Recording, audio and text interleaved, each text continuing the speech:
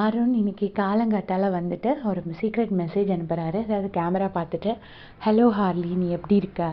எனக்கு happy birthday. நான் இந்த வீக் வந்து கேப்டன் ஆகிட்டேன். நான் இதை வந்து கூடிய சீக்கிரமே வந்து வெளியில் நான் சொன்னது மாதிரி கப்போடு வந்து நான் உன்னை மீட் பண்ணுறேன் அப்படின்னு சொல்லிட்டு லவ் யூ அப்படின்னு ஒரு மெசேஜ் அனுப்பியிருக்காரு. ஸோ அருண் அனுப்பிச்சது கூட பெருசு இல்லைங்க. அதுக்கு அர்ச்சனா அங்கேருந்துட்டு அனுப்பிச்சிருக்காங்க பாருங்கள். அது அதை விட க்யூட்டாக இருக்குது.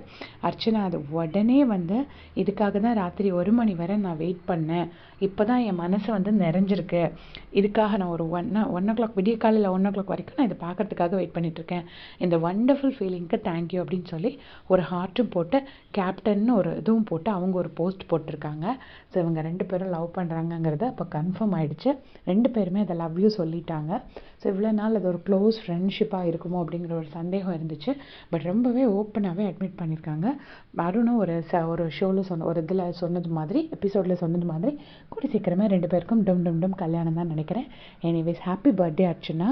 சேனல் சார்பாக உங்களுக்கு வாழ்த்துக்கள். தேங்க்ஸ் ஃபார் வாட்சிங்.